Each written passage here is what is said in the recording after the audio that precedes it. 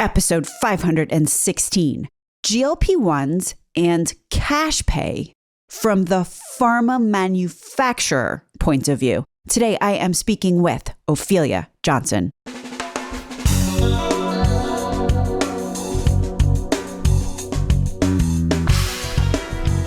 American healthcare entrepreneurs and executives you want to know. Talking. Relentlessly seeking value. Hello, all you Relentless tribe members. Welcome to it. Today, we have a show that will bend your mind in new directions. And yes, I have a head cold at a very weird time of year. I have trouble apparently doing things like normal people. Anyway, we talk a lot on this podcast about following the dollar from the perspective of the ultimate purchaser, i.e. plan sponsors, employers, and patients/members themselves. But if we truly believe that collaboration is the next innovation, which I truly believe, then we have to understand the incentives that are driving every single player in the healthcare ecosystem.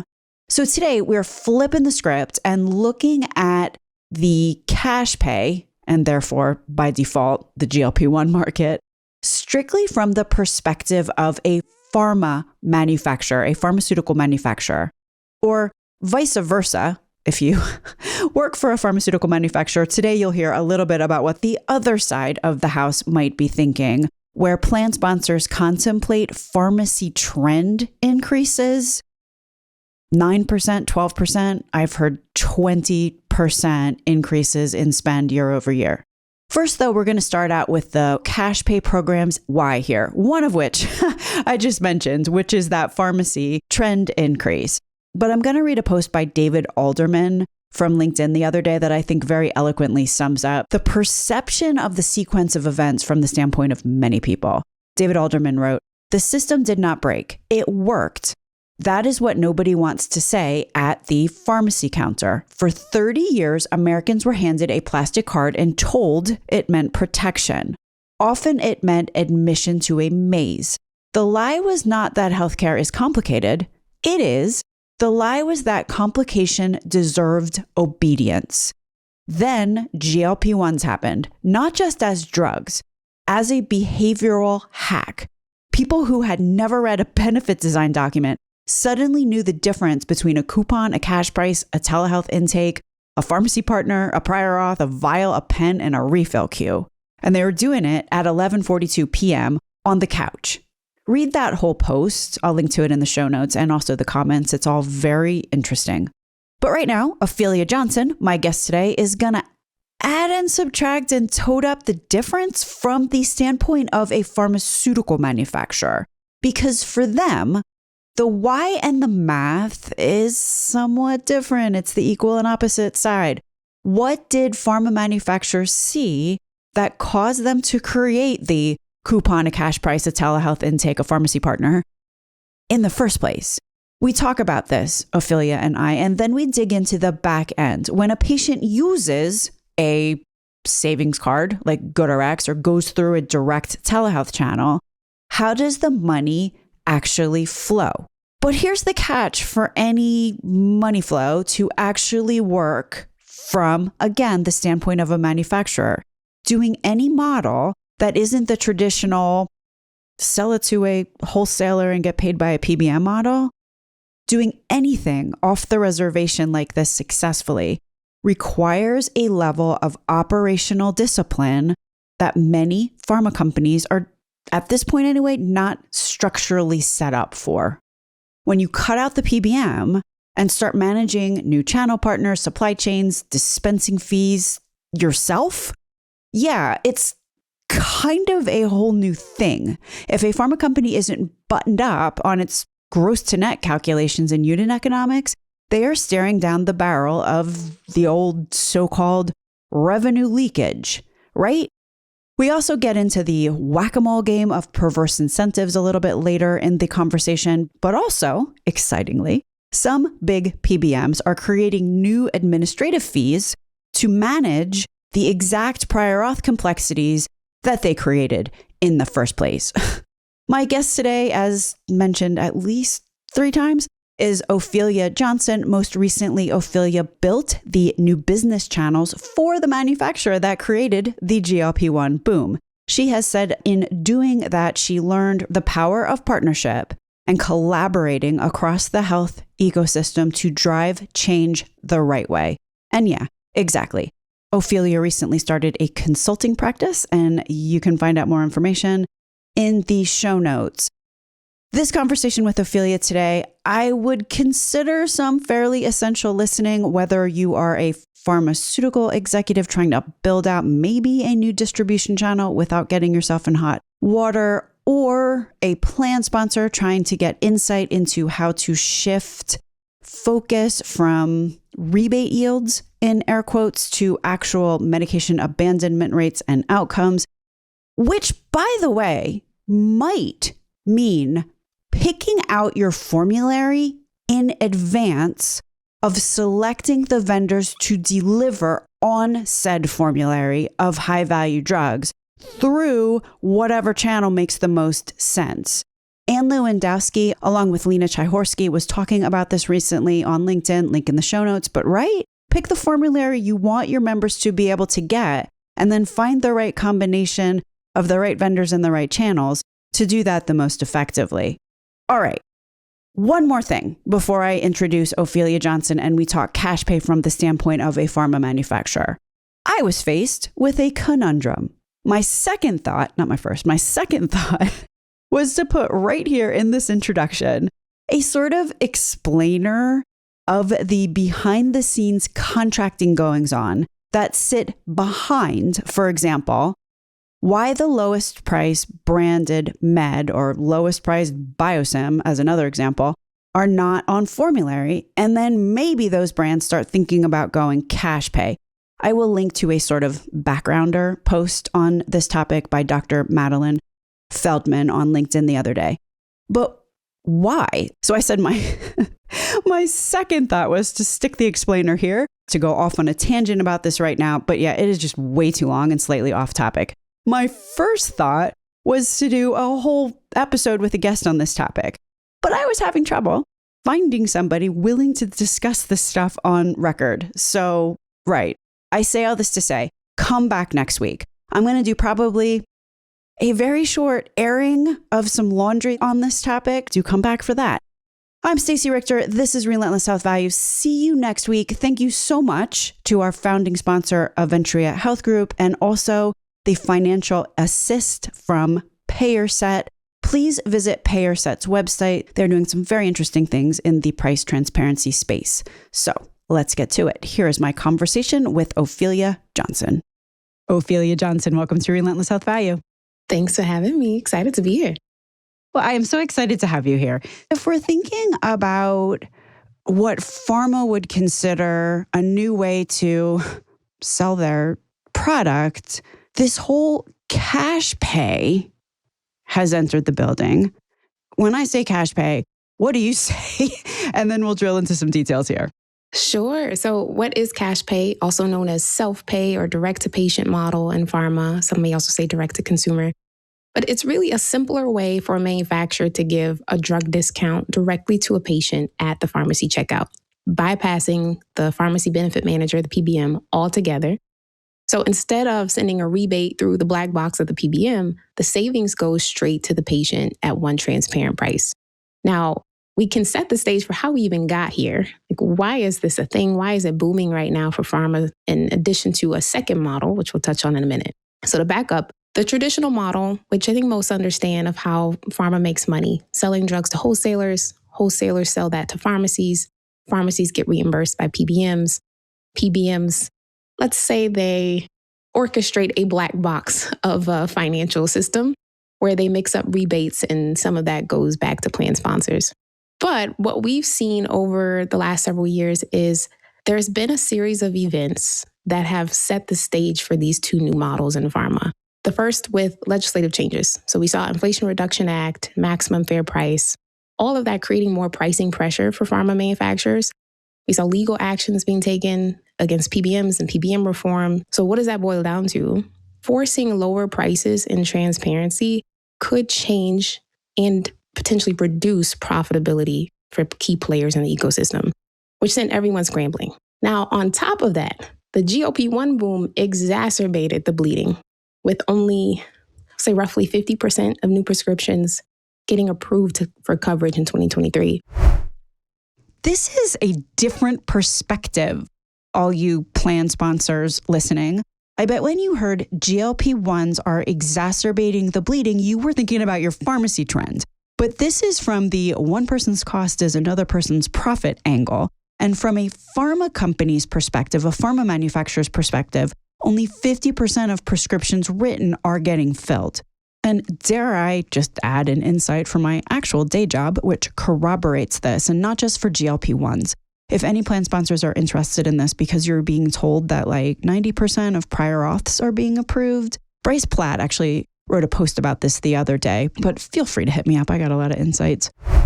And so what that exposed, along with the drug shortage, was this toll road is clogged and patients aren't going to just sit in traffic. They're going to potentially take this new bypass. And so the compounding industry created a bypass that proved there was significant demand for more convenient access to medications, self-pay, cash pay, and this new model. As we all know, because we've heard this so many times, just how often someone goes into the pharmacy and the insurance price literally is higher than Mark Cuban or just walked in and with a GoodRx card or just said, what's your, right? Just with the affordability issues in this country, patients and consumers, whatever you want to call them, are getting a little bit wise. The compounding thing happened with the GLP-1. So people are like, wait a second. So what I'm hearing is now this new sort of channel opened up and it's a two-sided market because you've got the pharma manufacturers pricing pressures. Then you've got consumers. And this is bigger than just the GLP-1s, but sometimes you need something to open the door with a bang. And GLP-1s certainly have done that. But let me ask you some questions now. If I'm thinking like a pharma manufacturer right now, it's not just like my drug magically appears in the pharmacy. And it's not, generally speaking, I'm going to say, in a pharma manufacturer's wheelhouse to handle supply chains from beginning to end. So let's talk about the different ways, if I am a patient looking to get my med, that I could go about actually being able to receive my drug and pay for it. Yeah, let's get into the mechanics. The first way, and a very common way patients can get access to a self-pay or cash pay price today, is a manufacturer posts a discounted cash price for a drug on a popular savings coupon site. A patient can go to that coupon site, they search where they want to pick it up, they print out that coupon, they take it into that retail pharmacy, and they pay cash. The retail pharmacy will generally honor that price. You get in, you pay, you leave, you got your product. Let's talk this out. So you've got, and the biggie here is GoodRx. Let's just say that name here. So I have a GoodRx coupon. Tell me what's going on behind the scenes with GoodRx and the pharma manufacturer. Great question. So while the process on the front end is simple for patients, anyone in pharma listening knows there's so much operational complexity on the back end, whether you're working with savings coupon providers, and we'll get into the other models with telehealth partners and others in a minute.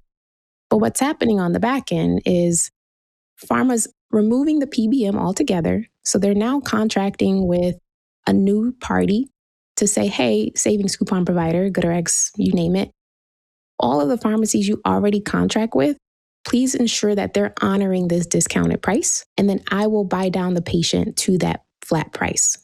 So instead of giving that rebate to a PBM, I'm going to make sure the patient sees that full savings.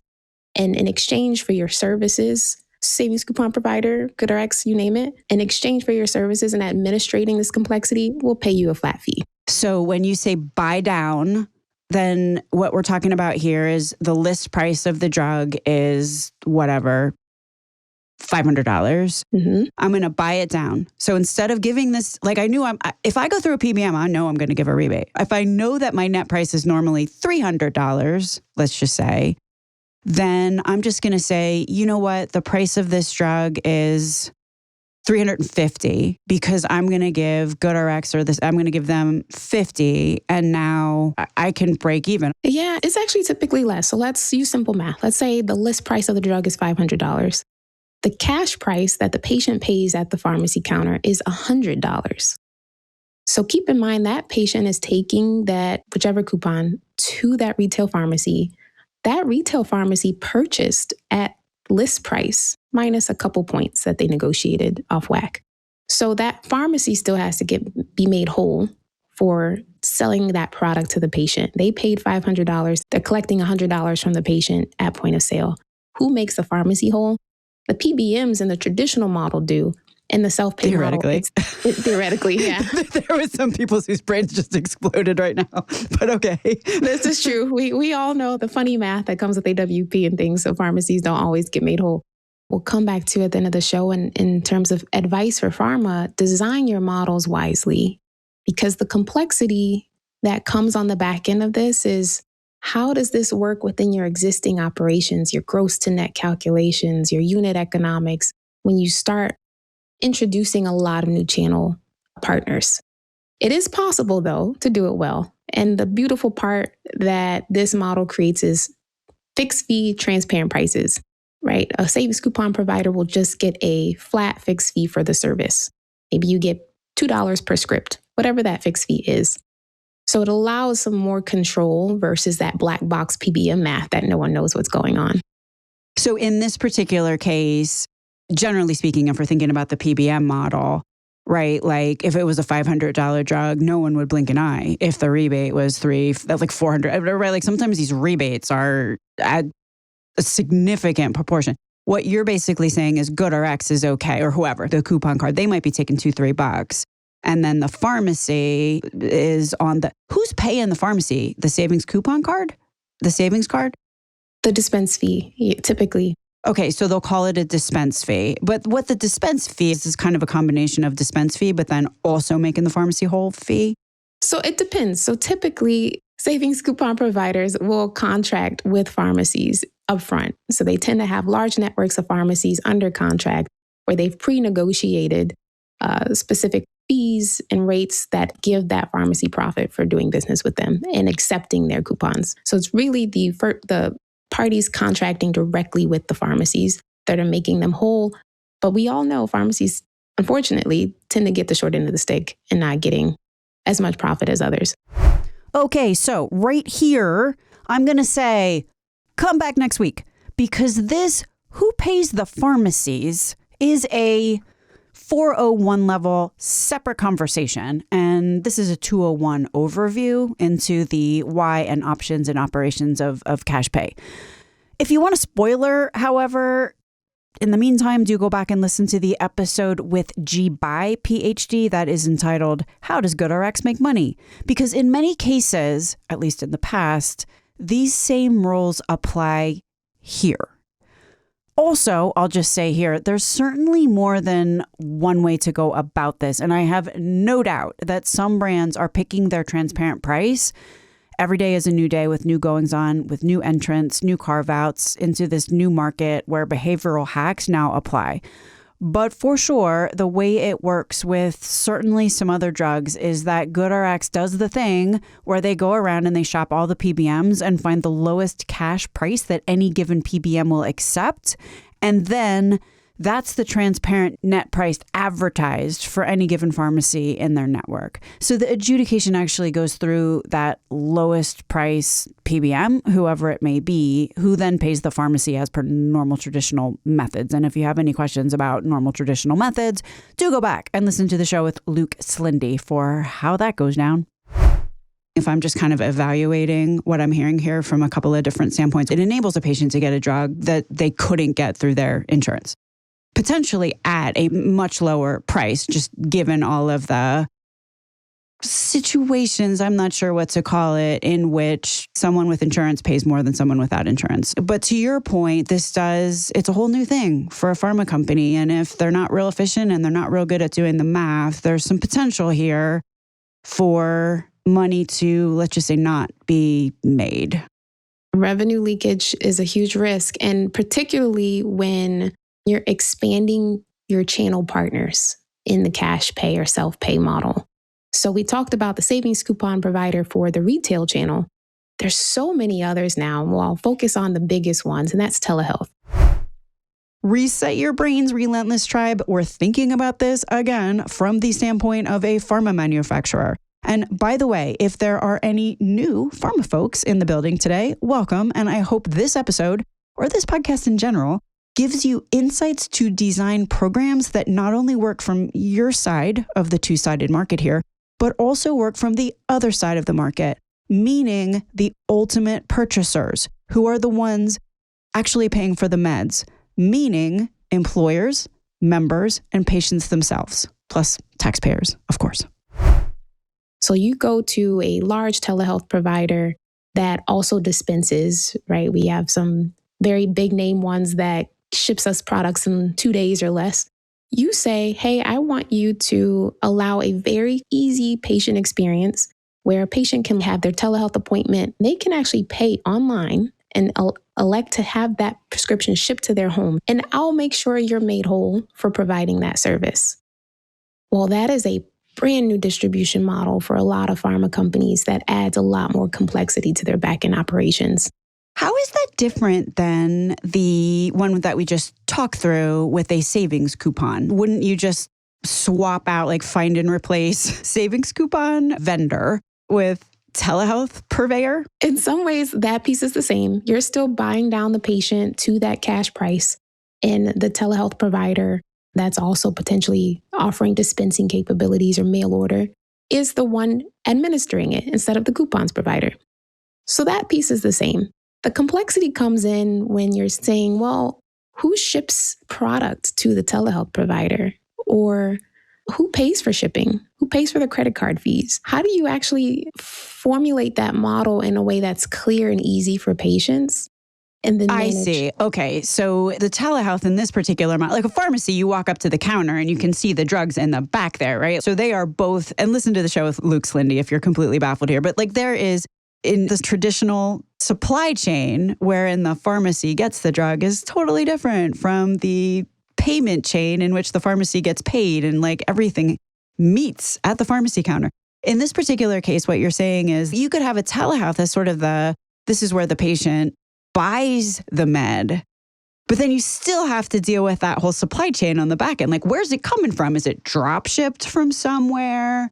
So talk about that. Exactly. And you have new models today, and I'll talk about this next one, where a telehealth provider can prescribe to a manufacturer-owned facility or manufacturer white-labeled facility that houses medication and dispenses medications, right? So there's many now pharmacies that allow manufacturers to white-label their pharmacy as a pharmacy direct, right? A manufacturer-owned facility. Interesting. PBMs own pharmacies, and they also manufacture drugs these days, like biosimilars. So therefore, they're also a drug manufacturer that owns pharmacies.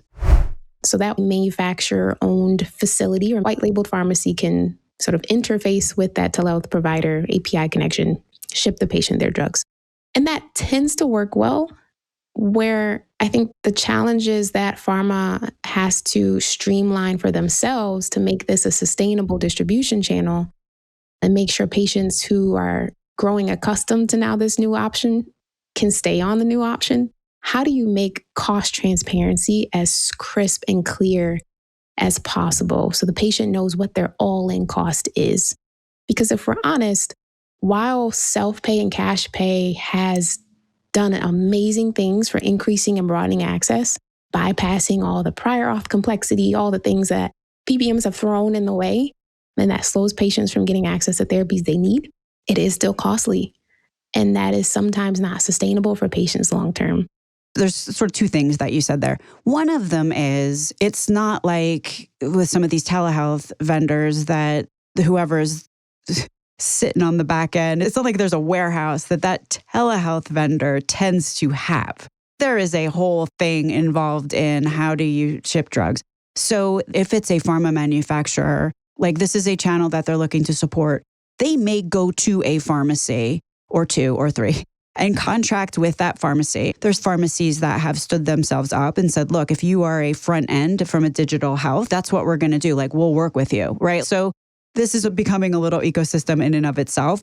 Either way, as a manufacturer, you have to still be concerned with how much are you getting on the front end, which is the telehealth that's passing dollars on to you. And then how much are you paying on the supply side?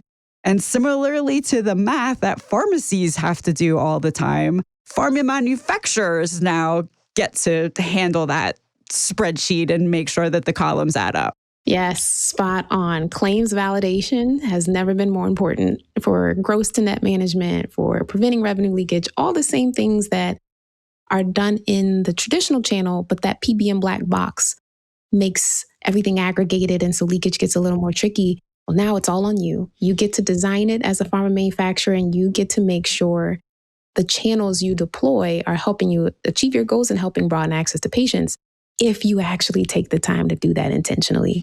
Yeah, I could certainly see that as a pharma manufacturer, especially one that has had the same department classifications since time immemorial.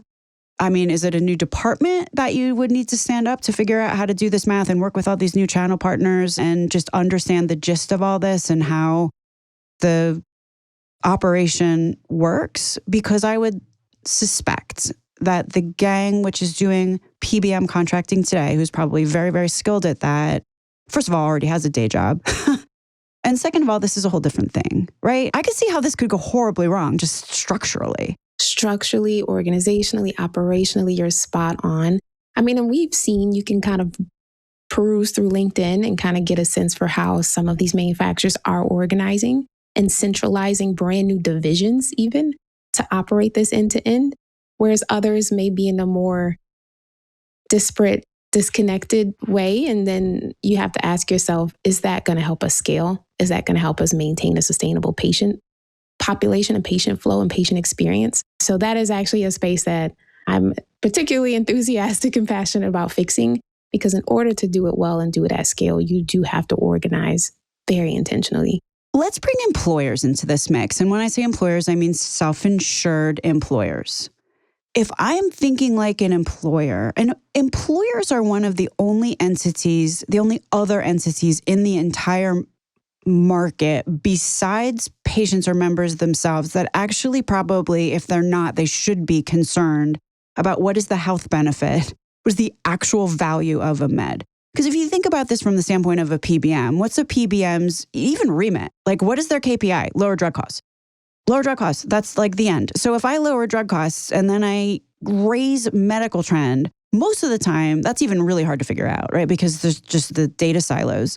But also, if I'm a big PBM and I'm thinking about formularies and we're thinking about all the things that we just talked about, and if I'm really concerned about maximizing rebates, like the more you're thinking about maximizing the rebates, to a certain degree, that is almost a counterpoint to what's the value of this drug, or it's at a minimum uncorrelated, right? So if I'm thinking about bringing employers into this mix now, is it now employers working direct? Like, help me out here. Where do employers fit in? Great question. And in comes the second model that Pharma is exploring, and that's a direct-to-employer model. Now, it's a bit of a misnomer because we all know PBMs contract in ways to maintain their leverage. So they put a lot of exclusivity language in their contracts that prevent other parties from working with other parties that are their customers. But what is happening from an employer seat is this new model that Pharma's rolling out offers far more visibility and flexibility than a traditional PBM model. And here's how. Let's say you're a self-insured employer and you want to help provide a benefit where your employees can access a GLP-1 medication, but you're worried about cost. You can reach out to a transparent administrator who are now popping up more and more, these new kind of third parties, but they're not quite TPAs. So we'll call them a transparent administrator. And they offer a transparent net price per script for GLP-1. So you see for the first time, hey, here's the price per drug per script, and here's the flat administration fee. Now, here's where it gets tricky for Pharma and also potentially for plan sponsors.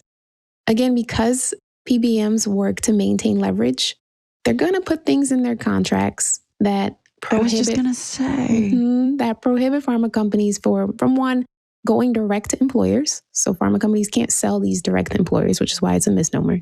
So they actually have to work with these third-party carve-out providers.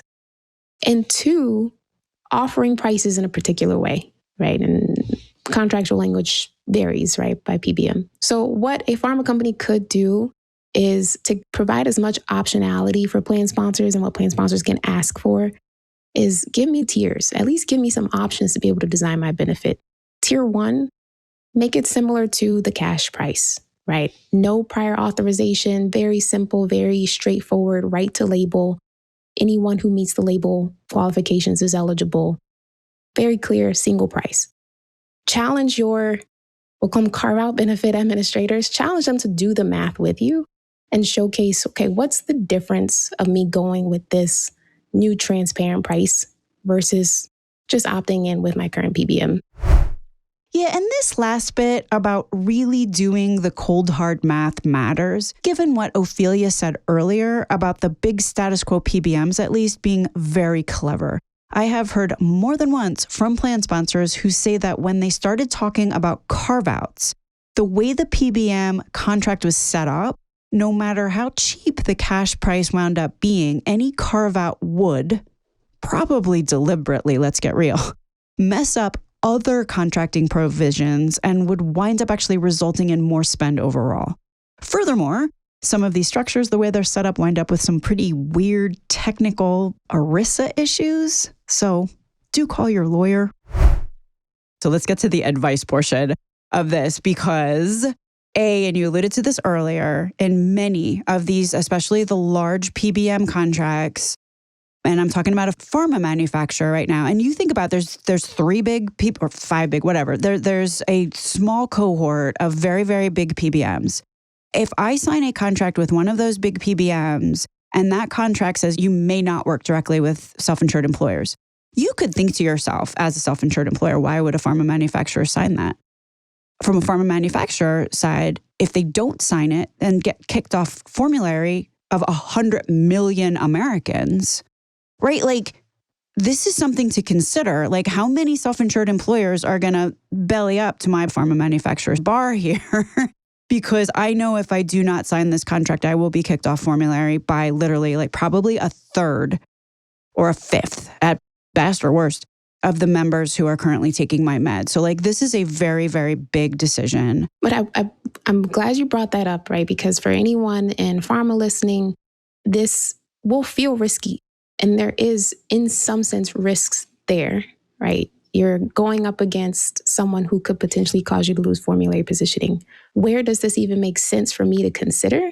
In spaces where you're already facing formulary exclusion anyway, right? We see that happening in even more premium products like new TYK2 inhibitors, where they're up against some behemoths. And in order to pay to play, the rebates are enormous. And it's just not feasible to pay that large of a rebate. So there's no shot at getting on formulary.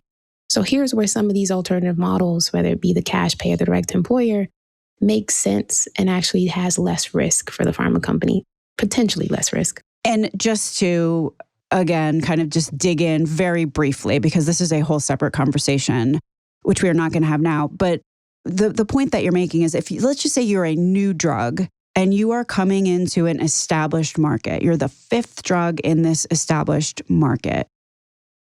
There is going to be a market leader that has 80, I'm making stuff up just to make a point, 80% of the market here. And this drug, again, is well established. So it's costs whatever it is. And the rebate per unit is whatever it is.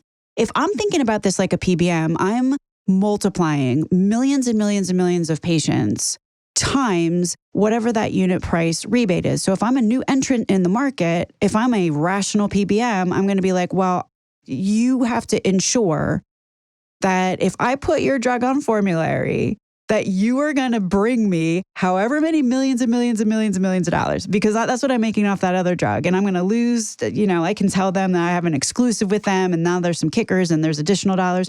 Right. So if you're a new agent coming into this market and you already know you're going to be 5th fifth line Yep. in some crazy prior auth step edit scenario. Now, one important piece, while that is a fully rational move for manufacturers, and not to pick solely on PBMs, but that's where we are right now, it is a whack-a-mole shift. So as different players are making different moves, the shifts in where profit is being made is going to keep shifting. So I think it's prudent for everyone to be aware of that as you're designing new models, deploying new models, map the incentives. Who's incentivized what, where, and how? Because the shift we're seeing now from PBMs to maintain profitability, and I think you mentioned this before, this is kind of the next evolution of game theory, is now PBMs are creating more complexities, the step edits, the prior auths, making that even more complex, yet charging for hub-like patient support services to manage the exact complexity they created, right? So now they're adding more fees to plan sponsors to say, yeah, there's all these things to manage your cost, but we'll help you manage it for you. And here's some extra fees to do that. So be careful. They definitely have a lot of power and know exactly how to use that power. And anyone buying or selling around that behemoth, to your exact point, follow the dollar. I don't know how many times that comes up here. And it's interesting because normally I say follow the dollar. And I'm talking about from an employer standpoint, a consumer standpoint, from anyone who is the ultimate purchaser standpoint. It also matters from the standpoint of the pharma manufacturers. Yeah, spot on. And I think I've heard you said this before too, where collaboration will become the new competitive advantage. We're now in a space and time with the legislative changes, with everything happening, consumerization of health and what compounding ushered in, where I think no one can do it alone. You have to work together. And yes, there's legal and compliance challenges to doing that. They're not insurmountable.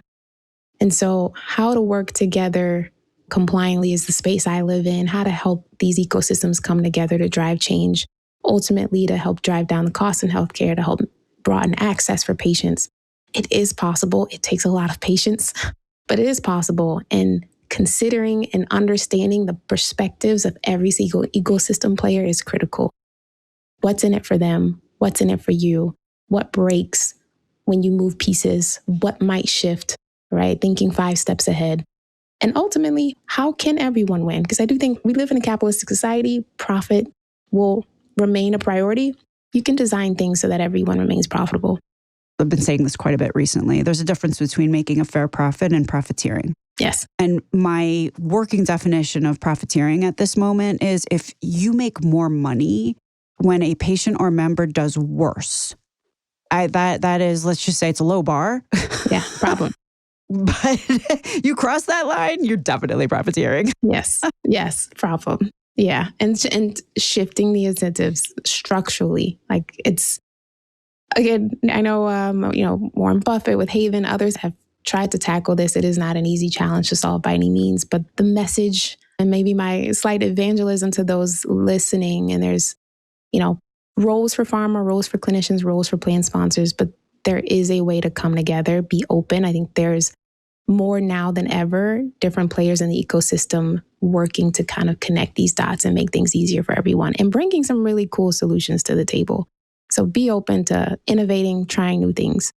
So if you were just going to sum up your advice in sort of like a 1, 2, 3, and let's start with pharma manufacturers, what's your do this summary here?